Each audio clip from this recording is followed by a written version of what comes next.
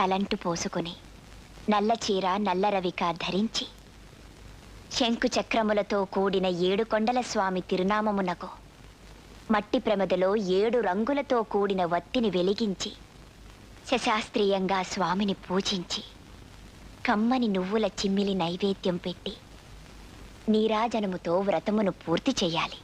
తిరిగి సాయంత్రం వరకు ఉపవాసం ఉండి స్నానము చేసి పసుపు చీర పసుపు రవిక ధరించి వ్రత విధానము సాగించి స్వామికి ఇష్టమైన చక్కెర లడ్డూలను నివేదనము చేసి నీరాజనమునిడి ఒక అతిథిని ఆహ్వానించి భోజనాదులతో సత్కరించి అతిథి భుజించి విడిచిన ఒక మెతుకును అమృతమస్తువని ఆరగించాలి.